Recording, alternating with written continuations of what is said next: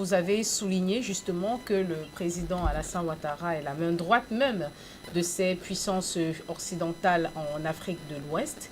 Je reprends ici vos propos. N'est-il pas excessif de le dire? Parce que vous le savez très bien, il faudrait un tout petit peu à apporter. Hein. Je ne vais pas parler de preuves, mais quand même certifier quand même les paroles qu'on avance sur le plateau. Oui, mais madame Seka, vous savez, quel président en Afrique, à part Alassane Ouattara, qui chaque mois est à l'Élysée? C'est lui, Alassane Ouattara. C'est lui, c'est là qu'il va prendre, en tout cas, sa feuille de route.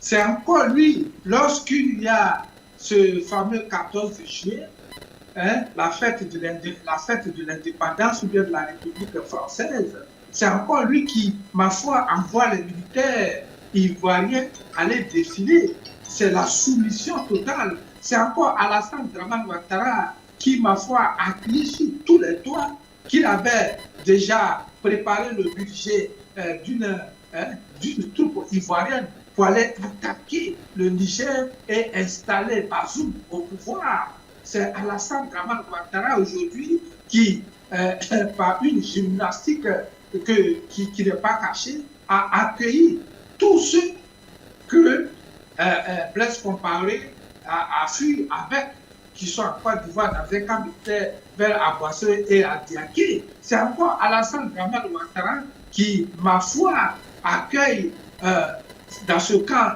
militaire, militaire français à Port-Boué, qu'on appelle le 43e piment, qu'on dit que ça a été maintenant remis à la Côte d'Ivoire, c'est que j'ai toujours dit, c'est du faux. On a simplement remplacé les visages blancs par des visages noirs, parce que dans l'armée française, dans la légion étrangère, il y a ces enfants sans père, sans parents, qui sont dans cette armée qu'on a déversée là-bas. Donc, ce sont toujours des Français. Ce ne sont pas des choses. C'est pas la France qui est partie. La France, elle est là. Donc, Alassane Dramane Ouattara est toujours l'homme de la France. Il n'est pas parti. La France n'est pas partie. Alassane Dramane Ouattara est toujours présent. Et c'est lui qui fait preuve, quoi peut vous donner, madame, pour vous dire que nous ne disons pas des choses pour amuser la galerie. Merci, docteur Sylvain de Bougou, docteur Yacouba. Vers une victoire du président Ouattara à cette élection d'octobre 2025?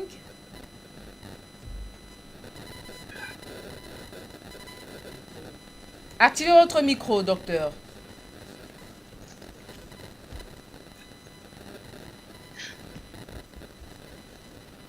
Activez votre micro, docteur Yacouba. Merci. Voilà. Alors, face à votre question, madame, et vous demandez si... Allô, je sais que vous m'entendez. Nous vous recevons.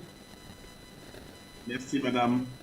Bien, madame, autant pour nous, on aurait bien souhaité que ce soit donc des mesures de sortie aient été prises pour faciliter donc cette sortie des crises. Mais malheureusement, ce n'est pas ce que nous avons constaté. Mais s'il y a quelque chose de plus intéressant à remarquer quand même, c'est que ce sont des choses qui ne datent pas de maintenant. Il y a plus de 3 mois, 4 mois, 5 mois de cela, que tout le monde savait déjà donc, ces résultats. C'est pourquoi ça n'a pas été du tout une surprise pour les Ivoiriens, parce qu'on savait plus ou moins que depuis plus de 4-5 mois que toutes ces personnes allaient être éliminées. Maintenant, la question qu'on se pose, mais quelles sont les mesures qui ont été prises? Parce que quand même, on est en politique et vous savez très bien, comme le disait donc, un politologue, et la politique, c'est la science du possible et de l'impossible. Ça veut dire que ce que vous croyez possible en politique, rapidement peut devenir impossible, et ce que vous trouvez impossible en politique peut devenir possible. Et quand il y a des mesures de ce genre qui sont prises en sciences politiques, il faut bien prendre d'autres mesures. Et là, c'est vrai que depuis le 19 mars, je prends le cas du président Thiam du PDCI, et il est redevenu ivoirien exclusivement. Vous savez très bien que c'est une exigence de la constitution ivoirienne, et notamment à son article 55 pour être président de la République, il faut être exclusivement de nationalité ivoirienne.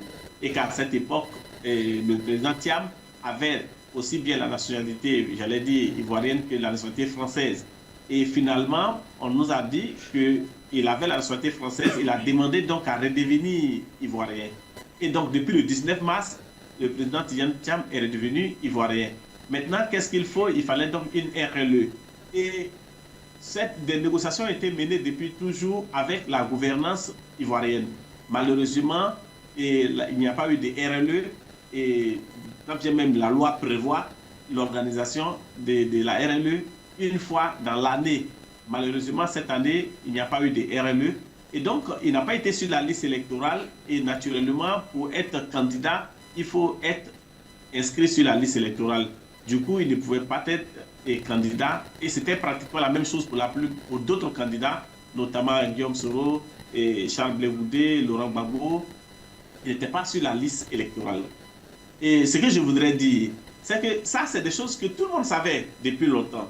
Maintenant, la question que nous nous posons, pourquoi l'opposition ne prend pas d'autres mesures pour pouvoir contrecarrer? Parce que des négociations ont été menées plusieurs fois, et à tout cela, il n'y avait rien, il n'y avait pas de solution viable, et rien n'avait été décidé. Et donc, on est allé jusqu'aux élections, on a déposé les dossiers, et puis finalement, la liste est sortie, 5 candidats retenus, et toutes ces personnalités n'ont pas été retenues. Maintenant, que faire? Voici la question de fond. Que faire? Alors, mon analyse est simple. On a déjà tenté une telle opération en 2020, il y a 5 ans de cela, où des candidats importants de la scène politique ivoirienne ont été recalés, ne peuvent donc pas participer aux élections présidentielles. C'était à l'an 2020. Finalement, il y a eu donc une coalition de tous ces candidats et d'autres candidats qui avaient été retenus, qui réclamaient pratiquement les mêmes choses. La révision des normes électorales, la révision des normes pour aller aux élections, le code électoral, ainsi de suite. Tout cela apparaissait déjà dans les mêmes revendications. Finalement, les élections de 2020 ont été organisées. Il y a eu des morts, il y a eu plus de 80 morts. Et le résultat final, c'est que l'opposition n'a pas participé à ces élections. Une grande partie de l'opposition politique ivoirienne n'a pas participé à ces élections. Maintenant, le résultat, est-ce que ça a changé quelque chose? Est-ce qu'ils en ont tiré profit ou pas? Voici ce qui intéresse le politologue. Et là, quand vous regardez très bien ce qui s'est passé en 2020, l'opposition qui a refusé, qui avait mis ce qu'on appelait à l'époque la désobéissance civile aux élections présidentielles, n'a pas participé aux élections présidentielles. Et quelques mois après, cette même opposition est venue participer aux élections législatives. Et cette année, les élections législatives auront lieu dans le mois de décembre. En politique, il faut être juste dans ses prises de position. Savez-vous, pour ce qui s'est passé cette année en 2020, il y a un candidat important de la scène politique ivoirienne qui a décidé de façon personnelle de ne pas déposer de dossier. Parce qu'il estime que la situation n'est pas viable, n'est pas bonne pour des élections. Et il n'a pas déposé de dossier aux élections. Et sa position, il dit qu'il veut être constant parce qu'il n'était pas d'accord avec le 3e mandat, autant il n'est pas d'accord avec le 4e mandat, et donc il ne déposera pas de dossier parce que ce serait une façon de reconnaître tout ce qui est en train d'être fait. Et là, l'opposition de cette année 2025, celle qui ne participe pas à ces élections de 2025, remarquez très bien et vous verrez des biais dans la démarche politique qui interpelle le politologue. Parce que ne pas participer aux élections présidentielles de 2025 et s'apprêter 2 mois après à participer aux élections législatives de décembre 2025. Vous ne voyez pas qu'il aurait donc une situation difficilement appréciable. C'est pourquoi il faut toujours regarder la situation la meilleure.